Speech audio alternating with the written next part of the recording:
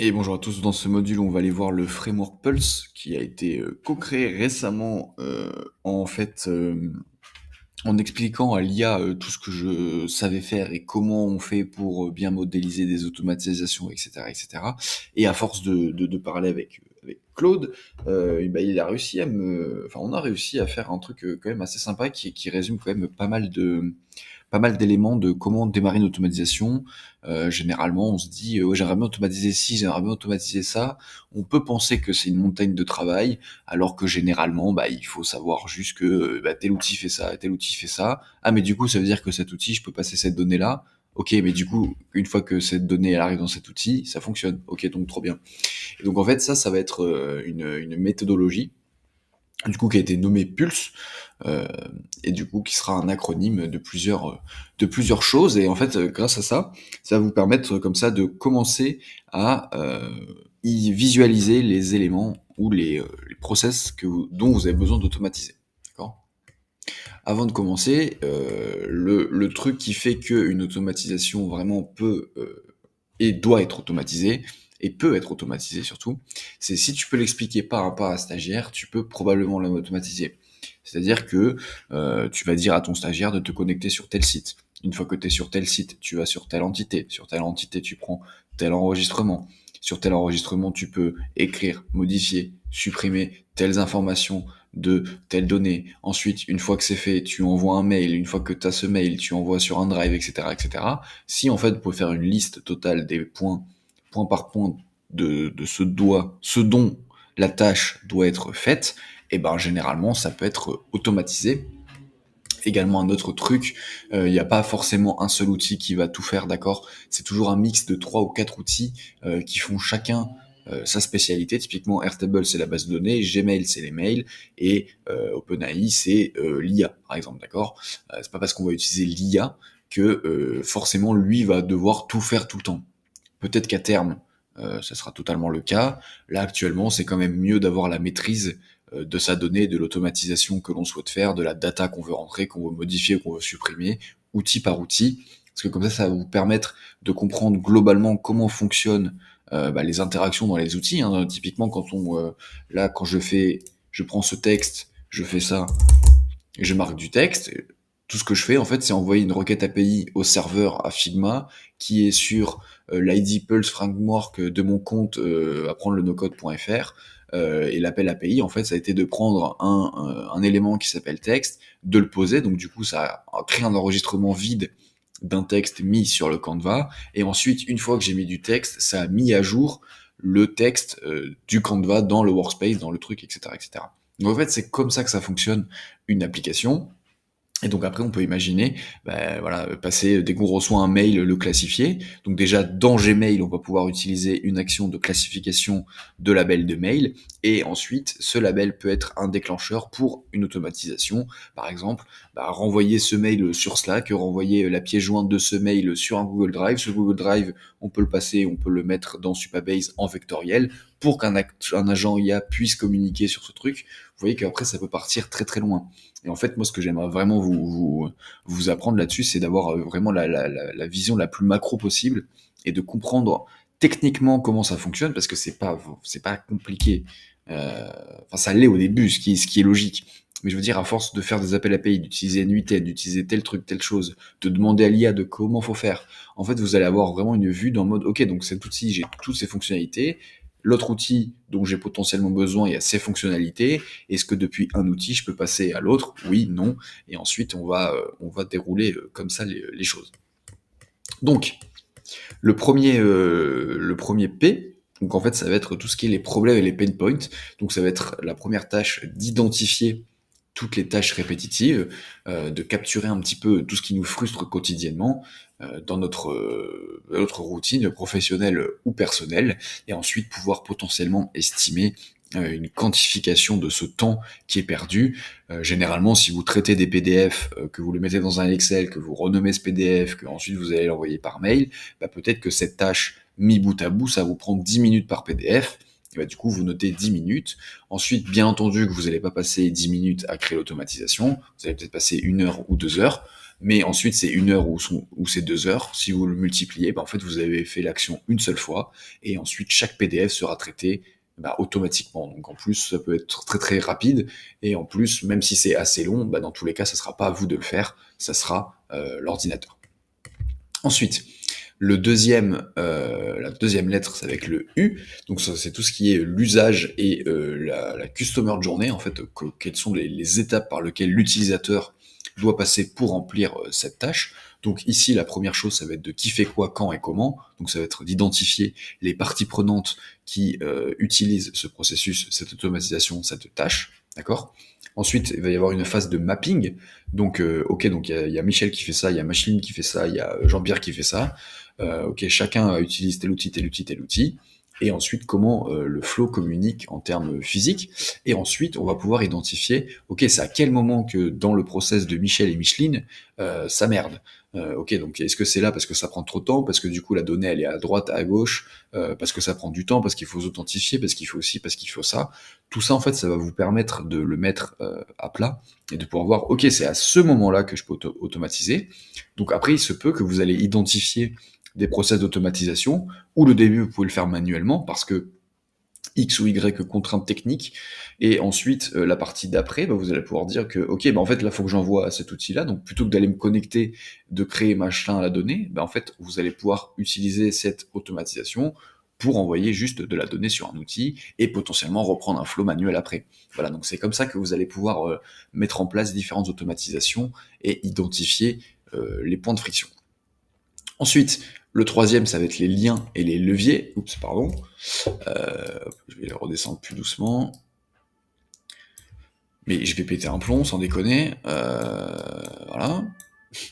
Donc ensuite, le troisième, ça va être le lien et levier. Donc ça va être d'identifier les connexions entre les systèmes de données. Donc c'est-à-dire si par exemple, dans votre process, vous utilisez Drive, vous utilisez Gmail, vous utilisez Sheets, vous utilisez Slack, vous utilisez OpenAI, et dans ce cas-là, il va falloir aussi le mapper et ensuite repérer aussi à quel moment en fait les actions vont se faire. Est-ce que c'est lorsque je reçois un mail? Est-ce que lorsque je reçois un message? Est-ce que c'est lorsque quelqu'un a modifié quelque chose dans la base de données, qui a modifié un statut par exemple? Et de trouver vraiment là où c'est le plus optimisé, et là où en fait ça se déclenche tout le temps. Après, vous allez pouvoir peut-être remarquer avec un peu plus d'expérience et de faire beaucoup d'automatisation qu'il se peut que certaines automatisations ou certains process peuvent être modifiés pour que ça puisse rentrer dans l'automatisation. Donc peut-être que vous avez l'habitude d'ouvrir un Google Sheets pour entrer de la donnée, mais en sachant que par une automatisation, vous pouvez vous envoyer un mail ou envoyer un message vocal ou envoyer un truc sur X ou Y outil, que ça peut être ce déclencheur-là, et ensuite vous pouvez récupérer la donnée d'après. Donc ça sera à vous comme ça de trouver en fait potentiellement des améliorations possibles de process. Ensuite, le troisième, ça va être tout ce qui est solution et scénario. Donc ça va être de réfléchir sur quel stack technique on va utiliser. Donc si vous utilisez déjà des outils no-code ou qui ont une API à disposition, dans ce cas-là, il va falloir aussi les notifier. Si vous avez des doutes sur quelles sont les actions que vous pouvez faire dans une documentation, dans un outil, il faut simplement marquer le nom de l'outil, documentation API. Si l'outil a un accès à un API, tant mieux, vous allez pouvoir voir en fait toutes les actions que vous pouvez faire. Si vous comprenez rien à ce que je dis, en fait, il faut simplement re-regarder la vidéo sur les API et le JSON où je vous montre comment on lit une documentation, comment on extrait les informations et comment tout ça fonctionne. Ensuite, on va pouvoir mapper le schéma des automatisations, c'est-à-dire qu'on va pouvoir faire une première itération dans mode, d'accord, donc je pars de Gmail, je vais sur Sheets, dès qu'il y a une nouvelle ligne, ça va déclencher un mail, par exemple. Donc ça peut être la première itération. La deuxième itération, ça peut être que lorsque j'envoie un message vocal, une IA traite ma demande, et suivant en fait ma demande, ça va déclencher tel ou tel agent pour faire le processus. Donc ça, c'est deuxième itération, troisième itération, quatrième itération. Ensuite, ça sera à vous de déterminer quel est le plus simple, le plus optimisé, le plus facile à la mise en place et à la maintenance de ce flow. Et ensuite, ça va être de prototyper rapidement le workflow. Donc ça peut être même aussi, moi j'utilise énormément make ou N8N pour juste lancer un scénario. J'ai une idée, je regarde juste si les nœuds sont compatibles, et ensuite je fais juste un test rapide en mode ok, donc ça marche comme ça, je peux envoyer ma donnée comme ça, il y a besoin de telle configuration, j'ai pas besoin de trop de complexité, donc ok, potentiellement que la prochaine automatisation que je vais faire, je vais pouvoir l'utiliser. Mais voilà, et après, il se peut que vous ne soyez pas dans cette optique-là, et vous avez déjà votre truc tracé, et ça, voilà, ça vous permet de faire tout ce genre de choses. Et ensuite, la dernière chose, c'est l'évaluation et l'exécution. Ce qui est marrant, c'est que je n'ai mis aucune information dessus. Donc en fait, c'est tout ce qu'en fait le résultat final de votre automatisation, d'accord. Donc ça va être tout ce qui est les KPI, donc les critères de succès, ok, ici. Ça va être tout ce qui est le plan d'implémentation étape par étape. Donc c'est une fois qu'on a bien mappé notre automatisation, quels sont les déclencheurs, quelle est l'action 1, quelle est l'action 2, quelle est l'action 3, et ensuite de pouvoir tester et débugger, parce que c'est la majorité de votre temps, ça va être ça, ça va être vraiment de voir ce qui fonctionne, ce qui ne fonctionne pas, et c'est ce qui ne fonctionne pas, comment on va pouvoir l'optimiser directement dans le workflow, ou si c'est vraiment trop gros et trop lourd en termes de complexité, et bien dans ce cas-là, changer le processus. Ici, je vous ai mis quelques petites questions également pour vous aider à y voir un peu plus clair lorsque vous allez automatiser. Donc c'est quelles sont les tâches qu'on reporte systématiquement. Ça peut être faire la comptabilité en fin de mois parce que du coup j'ai une facture dans tel outil, une facture dans machin, il y a un outil, il a une API, l'autre, faut que je me connecte pour télécharger le PDF sur une application. Quelles sont les tâches aussi également, tu te dis, bon ça j'aimerais bien le faire mais pas maintenant, ou bien tout simplement tu sais pertinemment que tu es en train de perdre du temps sur certaines tâches, maintenant que tu as un peu toute cette connaissance, tu vas pouvoir te dire, ok, donc là je perds vraiment du temps, est-ce qu'il y a un moyen avec tel outil ou potentiellement une IA d'améliorer ce process. Et ensuite, quelles sont les tâches aussi que pendant que tu es en train de faire un process, je sais pas moi, de rédaction de cahier des charges, t'as Micheline qui vient te demander sur Slack un truc, et toi tu vas sur Notion, tu prends le lien, tu lui envoies, bah ça typiquement ça peut être automatisé par un chatbot IA, où Micheline elle va juste demander à l'IA, ouais tu peux me sortir ça, bah du coup hop, elle va le retrouver dans sa base de données, et filer le lien. Voilà, ça c'est un type d'automatisation qu'on peut mettre en place. Ensuite, l'analyse temporelle, quelles sont les étapes qui prennent le plus de temps dans ton process, quels sont les process où les retards sont constants ou habituels, et voilà, identifier quels sont par rapport à ces retards des façons d'automatiser certaines choses. Et surtout, est-ce qu'il y a des temps d'attente entre les étapes, soit ce soit un changement de statut, soit ce soit une réception de mail, soit ce soit une signature électronique, soit une action sur tel ou tel site, etc. Donc tout ça, potentiellement, dans votre flow habituel, vous passiez des heures, des minutes, des semaines à attendre. Bah, simplement, là, une automatisation ayant un déclencheur qui fait ce temps d'attente, et bah là, au moins, vous aurez juste la notification de quand le temps d'attente est terminé pour pouvoir démarrer un flow, par exemple. Et ensuite, l'analyse décisionnelle, c'est quelles sont les décisions, quelles décisions sont basées sur des règles simples. Donc typiquement, si je reçois un mail qui contient ce nom de domaine avec tel titre dans le sujet du mail et qui détient une pièce jointe, bah dans ce cas-là, c'est une règle simple.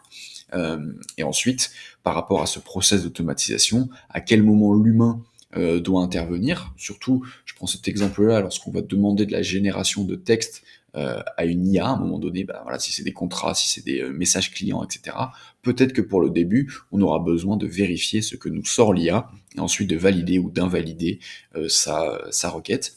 Et ensuite, combien de validations seront redondantes. Ici, on peut prendre le cas de boîtes, d'agences, où par exemple, on est en train de rédiger une newsletter, ou un visuel pour un réseau social. On a un manager, on passe du coup cette information au manager. Ce manager, lui, va aller revérifier à l'équipe marketing. Cette équipe marketing a également un autre manager, pardon.